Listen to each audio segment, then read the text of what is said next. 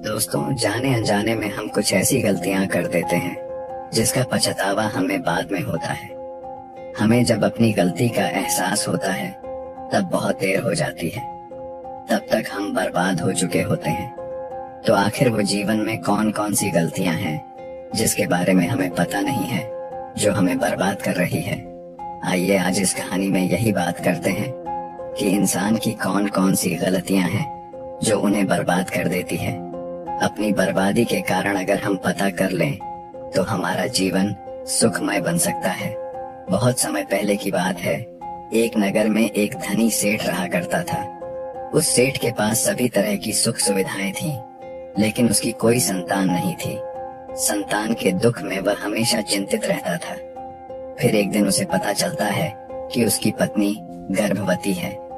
वह बहुत प्रसन्न हो जाता है। फिर उसने अपनी पत्नी का खूब ख्याल रखा। ऐसे में एक दिन उसके घर पर एक पुत्र का जन्म होता है। सेठ पुत्र के जन्म पर बहुत ही प्रसन्न था। उसने पूरे नगर में मिठाई बंटवाई और उसकी खुशी का कोई ठिकाना न था। देखते ही देखते उसका पुत्र बड़ा हो गया और सेठ ने अपने पुत्र को गुरुकुल भेजने का निर्णय किया ताकि वो पढ़ लिख कर एक विद्वान बन सके। अभी उसके पुत्र की उम्र ज्यादा नहीं हुई थी, लेकिन उसने छोटी ही उम्र में अपने पुत्र को गुरुकुल भेज दिया। गुरुकुल में वो बालक अच्छे से शिक्षा ग्रहण करता, अपने गुरु की सभी आज्ञाओं का पालन करता। ऐसे में वह बालक वहां का सबसे होनहार विद्यार्थी बन गया। गुरुकुल में उस बालक ने सारे वेद, पुराण और शास्त्रों का अध्ययन किया और बहुत बड़ा विद्वान बन गया। गुरु भी उस बालक से बहुत ही प्रसन्न थे कि उसने छोटी सी ही उम्र में सारा ज्ञान अर्जित कर लिया। लेकिन वो कहते हैं, न समय कब बदल जाए किसी को पता नहीं रहता है। ऐसे ही एक दिन किसी प्राकृतिक आपदा की वजह से उसके माता पिता की मृत्यु हो गई। और जब उसके माता पिता की मृत्यु हुई तब तक उस बालक की शिक्षा पूर्ण नहीं हुई थी। और जब उस बालक ने इस खबर को सुना कि उसके माता पिता इस दुनिया में नहीं रहे और उनका सब कुछ बर्बाद हो चुका है, तो उस बालक का इस सांसारिक मोह माया से मन उठ गया। उसके बाद उस बालक ने निश्चय किया कि वो गुरुकुल से शिक्षा पूर्ण करने के बाद अपना संपूर्ण जीवन लोगों की भलाई में व्यतीत कर देगा। और जब उस बालक की शिक्षा पूर्ण हो गई, उसके बाद वो बालक सन्यासी बन गया और वह सांसारिक वस्तुओं से दूर हिमालय की जंगल में चला गया। वन में जाकर उसने लंबे समय तक तपस्या की। तपस्या पूर्ण करने के बाद उस सन्यासी ने लोगों को शिक्षा देना प्रारंभ कर दिया।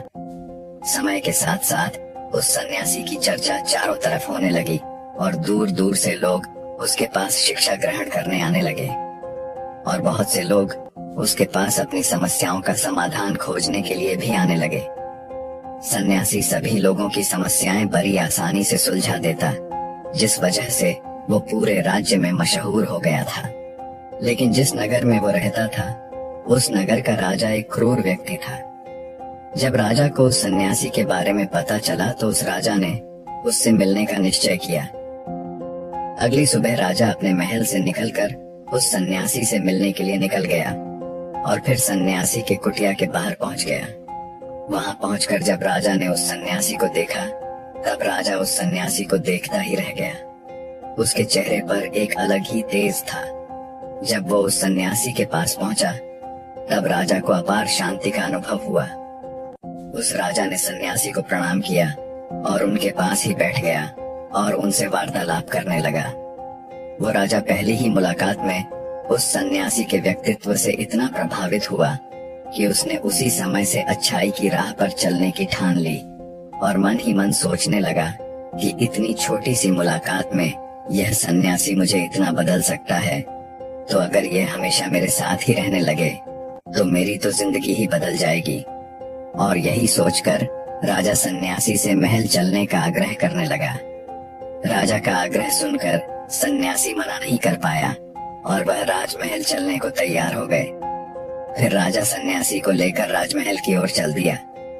राजमहल पहुंचने पर राजा ने सन्यासी का खूब आदर सत्कार किया और उसके बाद राजा ने सन्यासी को एक सही कमरे में भोजन करवाया।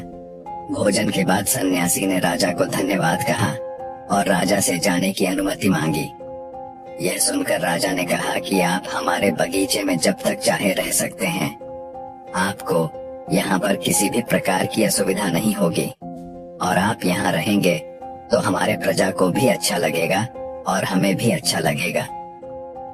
यह सुनकर सन्यासी ने राजा का प्रस्ताव स्वीकार कर लिया। उसके बाद राजा ने सेवकों से कहा कि सन्यासी महाराज के लिए बगीचे में रहने का, खाने का, वस्त्र इत्यादि का प्रबंध किया जाए। राजा की आज्ञा के अनुसार सेवकों ने एक सुंदर कुटिया का निर्माण कर दिया। उसके बाद वह सन्यासी उसी कुटिया में रहने लगे। सन्यासी को उस कुटिया में रहते रहते कई साल बीत गए, और इस दौरान राजा ने उनकी खूब सेवा की। एक बार एक आवश्यक काम की वजह से राजा और रानी को किसी दूसरे राज्य में जाना पड़ा, इसलिए उन्होंने एक सेवादार को सन्यासी की सेवा में नियुक्त कर दिया। पर वो सेवादार राजा के जाने के बाद बीमार पड़ गया और अपने घर चला गया और कभी लौटकर वापस नहीं आया। ऐसे में राजा जब वापस आया तो सन्यासी क्रोध के मारे उस राजा को बहुत कुछ सुनाया और राजा से कहा कि हे राजन, जो जिम्मेदारी तुम पूरा नहीं कर सकते तो उसे उठाते ही क्यों हो। तब राजा ने सन्यासी से क्षमा मांगते हुए कहा, हे गुरुदेव, यदि मुझसे कोई भूल हो गई हो तो उसके लिए मैं आपसे क्षमा मांगता हूँ। मुझे क्षमा कर दीजिए और आप अपना क्रोध शांत कीजिए और कृपा करके बताइए कि आपको क्या कष्ट हुआ है। यह सुनकर उस सन्यासी ने कहा कि तुम्हारे जाने के बाद मुझे यहाँ पर किसी ने भोजन नहीं दिया और मैं बहुत दिनों तक भूखा ही रहा। मुझे यहाँ पर आकर किसी ने पूछा तक नहीं कि मैं किस हाल में हूँ। ये सुनकर राजा ने सन्यासी से फिर से क्षमा मांगे और कहा, हे गुरुदेव, आज के बाद ऐसी कोई गलती नहीं होगी। और इसके बाद मामला शांत हो गया। जब राजा और सन्यासी के बीच वार्तालाप हो रही थी तब रानी भी ये सारी बातें चुपके से सुन रही थी और सब कुछ देख रही थी। उसके बाद राजा ने उस सन्यासी को कोई भी शिकायत का मौका नहीं दिया और उसकी खूब सेवा की।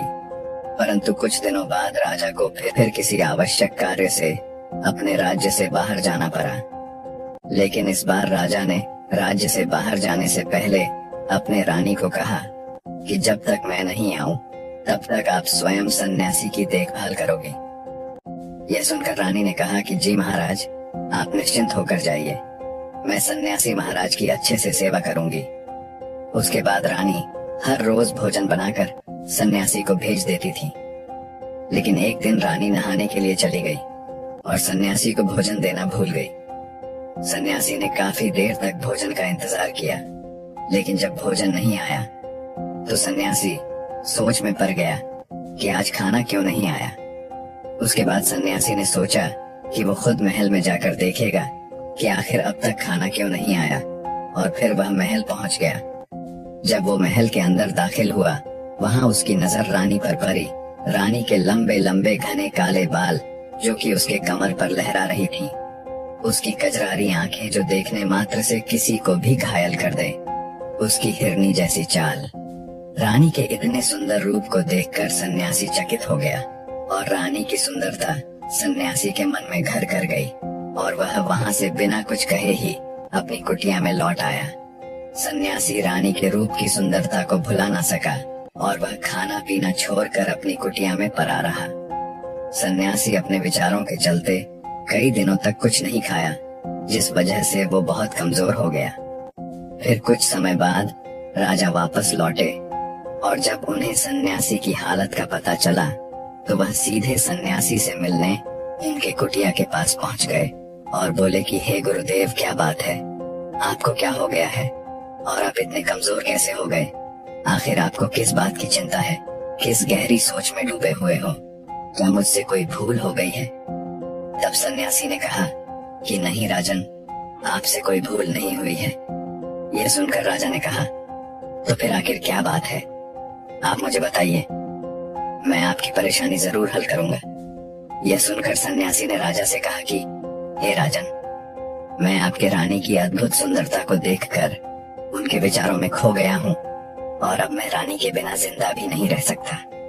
यह बातें सुनकर राजा हैरान रह गया और कुछ देर सोचने के बाद राजा ने उस सन्यासी से कहा, मैं आपको रानी दे दूंगा। यह बात सुनते ही सन्यासी बहुत प्रसन्न हो गया फिर राजा सन्यासी को लेकर महल चले गए, और जब राजा सन्यासी को लेकर महल पहुंचे, उस दिन रानी ने सबसे सुंदर वस्त्र पहनी हुई थी। फिर राजा रानी के पास पहुंचे और रानी से कहा कि आपको इस सन्यासी की मदद करनी चाहिए।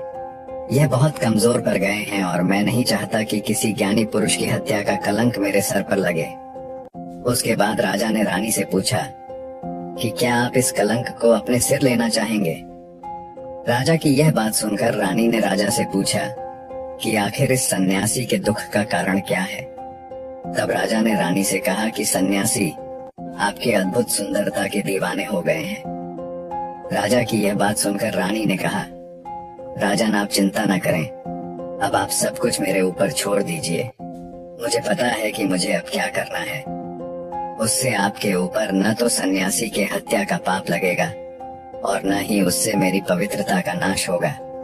रानी की यह बात सुनकर राजा ने रानी को सन्यासी को सौंप दिया। उसके बाद सन्यासी रानी को लेकर कुटिया में पहुंचे। कुटिया के अंदर दाखिल होकर रानी ने सन्यासी से कहा कि हमें रहने के लिए घर चाहिए, हम इस झोपड़ी में नहीं रह सकते। ये सुनकर सन्यासी राजा के पास गया और राजा से जाकर बोला कि हे राजन, हमें रहने के लिए एक घर चाहिए। सन्यासी की बात सुनकर राजा ने उनके लिए घर का प्रबंध कर दिया। फिर सन्यासी रानी को लेकर घर पहुंचा।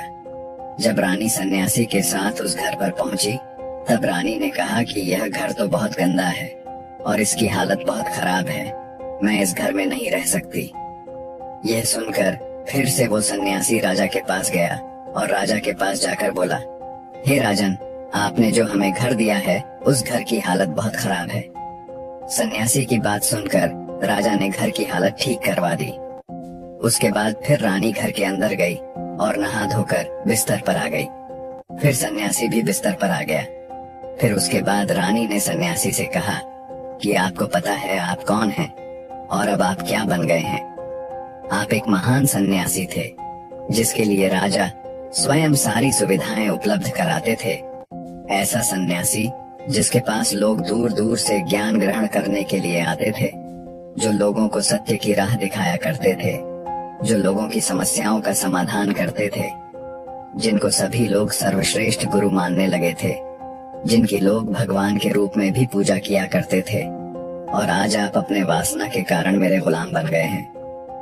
रानी की ये सारी बातें सुनकर उस सन्यासी को बड़ा झटका लगा और उसे महसूस हुआ कि वो तो एक सन्यासी है और वो ये सब क्या कर रहा है। वो तो इन सारी सुख सुविधाओं को छोड़कर शांति की तलाश में वन में चला गया था। जब सन्यासी को सुध-बुध आई तो वो जोर जोर से रोने लगा और चिल्लाने लगा और रानी से कहने लगा, मुझे क्षमा कीजिए महारानी, मैं ये क्या करने जा रहा था। मैं अभी इसी वक्त आपको राजा के पास सौंप कर आता हूँ। सन्यासी की ये बात सुनकर रानी ने सन्यासी से प्रश्न किया कि हे गुरुदेव, मेरे मन में भी एक प्रश्न उठ रहा है, कृपया मेरे प्रश्न का उत्तर दीजिए। रानी की यह बात सुनकर सन्यासी ने कहा, पूछो, तुम्हारा क्या प्रश्न है। फिर रानी ने कहा, जब आपको उस दिन भोजन नहीं मिला तो आप बहुत क्रोधित हो गए थे। तब मैंने आपका ये रूप पहली बार देखा था और तभी से मैं आपके व्यवहार में परिवर्तन महसूस कर रही हूँ। ऐसा क्यों हुआ? गुरुदेव, आखिर आपको इतना क्रोध क्यों आया? आपने तो शांति की प्राप्ति कर ली थी। रानी की बातें सुनकर सन्यासी ने कहा कि जब मैं वन में था तो मुझे समय पर भोजन नहीं मिलता था, लेकिन जब मैं महल में आया तो महल में आने के बाद मुझे सारी सुख सुविधाएं प्राप्त हुई और फिर मैं इन सभी सुख सुविधाओं के आदी हो गया और मुझे इसके प्रति लगाव उत्पन्न हो गया और फिर मुझे इसको पाने का लालच उत्पन्न हो गया और जब मुझे यह नहीं मिला तो मेरे अंदर क्रोध उत्पन्न हो गया। फिर सन्यासी ने कहा, महारानी, अगर इच्छा पूरी न हो तो क्रोध उत्पन्न होता है और अगर इच्छा पूरी हो जाए तो लालच बढ़ जाता है। सन्यासी ने आगे कहा, यह इच्छा की पूर्ति ही मुझे वासना के द्वार पर ले आई है और मैं आपके प्रति आकर्षित हो गया। इसके बाद वो सन्यासी रानी को लेकर राजा के पास पहुंचा और बोला, हे राजन, मुझे क्षमा कर दीजिए, मुझे अपनी गलती का एहसास हो गया है। ये लो आपकी रानी, मुझे यह सब नहीं चाहिए। मैं अपनी इच्छा में वशीभूत होकर यह गलत कार्य करने जा रहा था और अपने जीवन को बर्बाद कर रहा था, लेकिन अब मुझे सब कुछ समझ आ गया है। उसके बाद उस सन्यासी ने कहा कि हे राजन, मनुष्य की बर्बादी का कारण उसकी 4 आदतें बनती हैं, और दुनिया के हर एक व्यक्ति के अंदर ये 4 अवगुण होते हैं, लेकिन जो व्यक्ति इन पर नियंत्रण पा लेता है वह दुख और परेशानियों से बच जाता है, और वहीं जो व्यक्ति इन 4 दोषों पर नियंत्रण नहीं कर पाता है वो बर्बाद होने के कगार पर पहुंच जाता है। यह सुनकर राजा ने कहा, हे गुरुदेव, आप मुझे वह 4 आदतें बताइए जिससे मनुष्य की बर्बादी हो जाती है। फिर सन्यासी ने राजा को मनुष्यों को बर्बाद कर देने वाली 4 आदतों के बारे में बताया कि हे राजन, मनुष्यों को बर्बाद करने वाली पहली आदत है उसकी इच्छा, क्योंकि इच्छा ही दुनिया के हर एक व्यक्ति के अंदर पहला अवगुण होता है, और जो व्यक्ति अपनी इच्छाओं को नियंत्रण में नहीं रख पाता है वह जीवन में किसी भी जगह सफल नहीं हो पाता है, क्योंकि जैसे ही उसकी एक इच्छा पूरी होती है वह दूसरे की ओर बढ़ाने लगता है, और दूसरी पूरी होती है तो तीसरी इच्छा उसके मन में जागृत हो जाती है, और फिर ऐसा करते करते इच्छाओं पर नियंत्रण न होने के कारण इंसान के मन में संतोष का भाव नहीं आ पाता है, और इसी जाल में उलझा रहता है, दुखी रहता है। इसीलिए राजन, जब हम अपनी इच्छाओं पर नियंत्रण पा लेते हैं तो हम हमारे मन पर भी नियंत्रण कर लेते हैं, और जब हमारा मन हमारे वश में होता है तो हमें सुख ही सुख की प्राप्ति होती है। फिर जो हम चाहते हैं वही हमारे साथ होता है। फिर सन्यासी कहता है कि हे राजन, मनुष्य को बर्बाद करने वाली दूसरी आदत है वासना। वासना का जन्म हमारे मन में उठने वाली इच्छाओं से होता है। जिस प्रकार इच्छाओं का कोई अंत नहीं होता, उसी तरह मनुष्य वासना के जाल में फंसता ही चला जाता है। वासना में वशीभूत होकर इंसान को कुछ भी नहीं नजर आता है। आज तक जितनी भी लड़ाइयां हुई हैं उसका सबसे बड़ा कारण स्त्री को पाने की इच्छा के कारण ही हुई है। स्त्री के प्रेम में वशीभूत होकर आज से पहले कई राजा महाराजाओं ने युद्ध किया है। रावण एक बड़ा बुद्धिमान व्यक्ति था, लेकिन वह माता सीता के सुंदरता से वशीभूत होकर अपने आप को बर्बाद कर लिया। उसकी मृत्यु का कारण एक स्त्री ही बनी थी। कई राजा महाराजा तो युद्ध में इसलिए हार गए क्योंकि वो लोग स्त्रियों से रासलीला रचाने में ही रह गए। ईश्वर ने तो स्त्री की उत्पत्ति इस संसार को बनाने के लिए की है, लेकिन आजकल लोगों ने इसे अपना वासना का रूप बना लिया है। स्त्री को अपने मनोरंजन का सामान सोचने लगे हैं, और जब उन्हें अपना ये मनोरंजन नहीं मिलता तो वो पागल हो जाते हैं और न जाने क्या क्या कर बैठते हैं। इसलिए हे राजन, जितना हो सके उतना वासना से दूर रहना चाहिए। फिर सन्यासी कहते हैं कि हे राजन, मनुष्य को बर्बाद करने वाली तीसरी आदत है क्रोध, क्योंकि जब मनुष्य की वासना की पूर्ति नहीं होती है तो उसके अंदर क्रोध उत्पन्न हो जाता है, और जब व्यक्ति को क्रोध आता है तो उस पर उसका नियंत्रण नहीं होता है, और फिर वह क्रोध में आकर कई गलत निर्णय ले लेता है। क्रोध में व्यक्ति दूसरों को भला बुरा कह देता है, गालियां भी निकाल देता है, और जब उनका क्रोध शांत होता है तो उन्हें अपनी गलतियों का एहसास होता है, लेकिन तब तक तो सब कुछ बर्बाद हो चुका होता है। क्रोध के कारण मनुष्य के कई बने बनाए काम बिगड़ जाते हैं। जब मनुष्य के अंदर क्रोध उत्पन्न होता है तो वह अंदर से बहुत कमजोर हो जाता है, और एक कमजोर मनुष्य जीवन में कुछ नहीं कर सकता है, उसे कभी भी सफलता नहीं मिलती है। फिर सन्यासी कहता है, हे राजन, मनुष्य को बर्बाद करने वाली चौथी आदत है लालच। हे राजन, लालच का फल सदैव ही बुरा होता है। लालच में पड़कर हम बहुत लोगों का बुरा कर देते हैं। हर मनुष्य के जीवन में ऐसे अवसर अवश्य आते हैं जब वो लालच कर बैठता है, और अधिक पाने की लालसा में वो कुछ ऐसा कर जाता है जिससे जो उसके पास था वो भी वह खो देता है, क्योंकि जैसे ही व्यक्ति की एक इच्छा पूरी होती है उसका लालच भी बढ़ जाता है, और उसके मन में और कई सारे आकांक्षाएं जन्म लेने लगती हैं।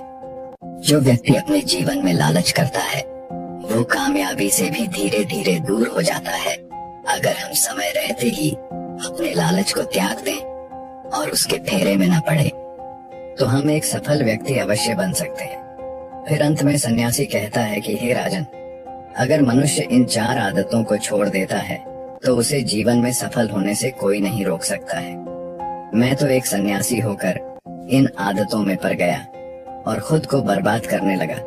तो सोचिए एक साधारण मनुष्य के साथ क्या हो सकता है। इसलिए हे राजन, इन 4 आदतों से मनुष्य को हमेशा दूर रहना चाहिए।